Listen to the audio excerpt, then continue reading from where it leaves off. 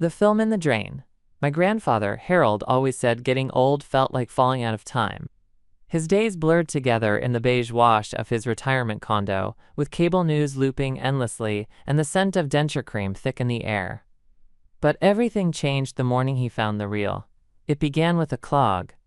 Harold had woken early, 3:14 a.m. to be exact. He said he couldn't sleep, claimed the air was too loud.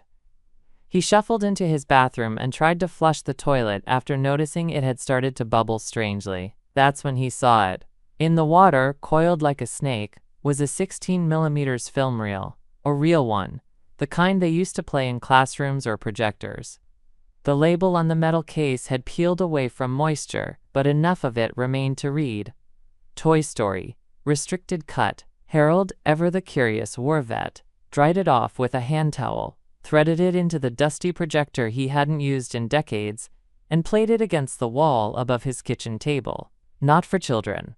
The opening was familiar at first. Andy's room, sunlit and warm. But the toys didn't move. They were frozen, glassy-eyed. There was no music, just a low mechanical hum, like a ventilator in a hospital. Then Woody stood up, but it wasn't a Pixar model anymore. It was a man in an ill-fitting costume, latex stretched too tightly around the jawline, with hollow sockets for eyes and no eyelids. He bent backward until his spine made a sharp crack on the audio track. Harold's VHS player began to smoke, even though he wasn't using it. And then the smell started. Not smoke, not sewage, something worse, sick to the core. Harold said he suddenly felt unwell in the gut, not fear, something deeper. As the film played, he said his stomach turned with every frame, like the projector was winding around his intestines.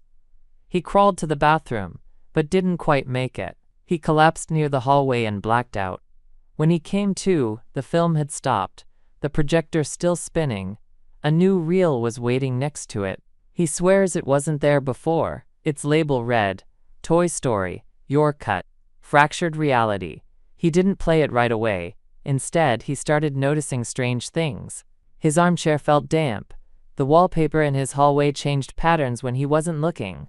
And in the mirror, when he passed it, he sometimes saw Buzz Lightyear behind him. Not a cartoon, not a costume, just teeth.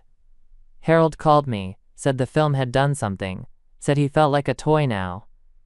I only move when no one's watching, he whispered.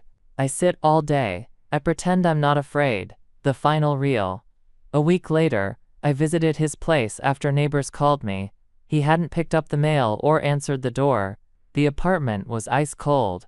On the wall, the projector was still on, playing the second reel.